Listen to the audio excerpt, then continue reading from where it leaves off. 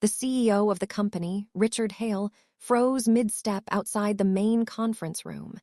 His hand hovered near the door handle, forgotten.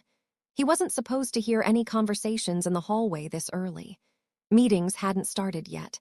Most of the staff hadn't even arrived. And yet, there was a voice. Clear, calm, confident. Fluent Japanese. Richard's eyes narrowed slightly. He had spent years negotiating deals across Asia, and he knew the difference between broken phrases and true fluency. This was the real thing, precise, professional, effortless. He turned slowly toward the sound. Down the hall stood Miguel, the janitor. Blue uniform neatly pressed. A mop bucket resting beside him like it always did. His phone was held casually to his ear, his posture relaxed, as if he were discussing the weather instead of international business. Yes, the contract terms are acceptable, Miguel said smoothly. Then, without missing a beat, he switched languages. Pero necesitamos confirmar los plazos. Spanish. Richard blinked. Miguel continued, his tone steady and respectful, now in French, then seamlessly into German, each language flowing as naturally as the last. There was no hesitation, no searching for words. This wasn't practice. This was mastery. Richard felt a strange tightening in his chest. He had spent decades building a global company, hearing top graduates, flying executives across continents for negotiations. And yet, standing just a few feet away, the man responsible for cleaning the floors was demonstrating more linguistic skill than most of the people in the boardroom. Miguel ended the call with a polite goodbye, slipped the phone into his pocket, and reached for his mop, completely unaware that the CEO was staring at him in stunned silence. Oh, most employees, he was almost invisible. He arrived before the sun came up, when the hallways were still dark and quiet, and he left long after sunset when the offices were empty again. He moved softly through the corridors, pushing his cart, cleaning desks, emptying trash bins. He smiled politely when someone passed by, nodded with respect, and never interrupted a conversation. To them, he was simply the janitor. No one asked about his past.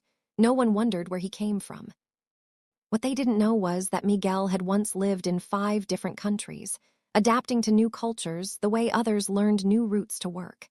His childhood was difficult, marked by poverty but filled with curiosity. His mother had been a gifted language teacher who couldn't afford a classroom, so she traded lessons for food, rent, or favors. Miguel listened from the corner of small rooms, absorbing every sound, every word.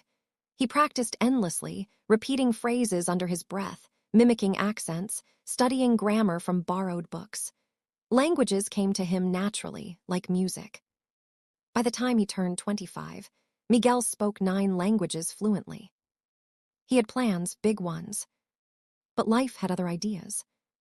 A visa complication forced him to leave a country he loved. A sudden illness in his family drained his savings.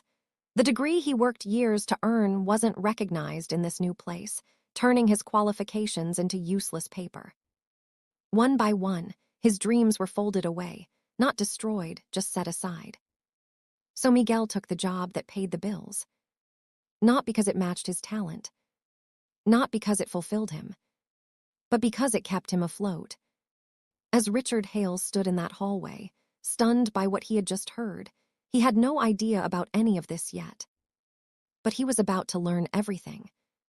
Later that morning, Richard called his executive assistant into his office. "Schedule a meeting," he said calmly, as if the request were completely ordinary. "With Miguel, the janitor." She paused mid-note, blinking in confusion. "Sir, the janitor." "Yes," Richard replied, his tone firm. "Miguel." The assistant nodded slowly, still unsure, and left the office. Within minutes, the news began to ripple through the building. Whispers traveled from desk to desk. People leaned closer to one another, lowering their voices. Why would the CEO want to meet the janitor? Is he in trouble?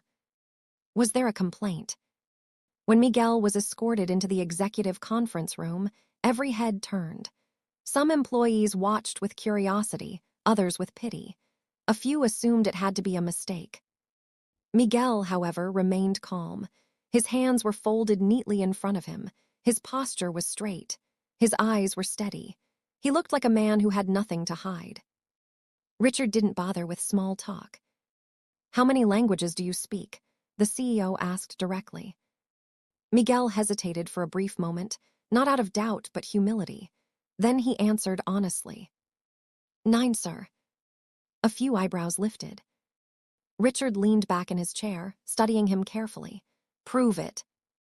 The room tensed. One by one, executives from different countries joined the video call. A manager from Shanghai spoke in Mandarin. A partner from Dubai followed in Arabic, then Italian, then Portuguese. Miguel answered every single one. Clearly, confidently, professionally. His tone shifted naturally with each language, matching accents, cultural cues, and formalities with ease. There was no hesitation, no correction needed. When the final call ended, the room fell silent. No clapping. No whispers. Just pure shock. Richard broke the silence at last. "Why," he asked quietly, "are you mopping floors?" Miguel met his eyes without flinching. "Because opportunity," he said calmly, "doesn't always knock the way people expect." That afternoon, Richard made a decision that stunned the entire office. He didn't quietly promote Miguel. He didn't send a polite email. He called an all-hands meeting. With hundreds of employees watching, Richard stepped onto the stage and invited Miguel up beside him. "This man," the CEO said, "has been cleaning our floors while carrying skills this company desperately needs." He paused. "That's not his failure, that's ours." Gasps rippled through the room. Richard announced that Miguel would be appointed head of international communications, effective immediately, with full support, training, and salary to match. Some employees looked embarrassed, others inspired, a few ashamed. Miguel stood still, overwhelmed, eyes glassy.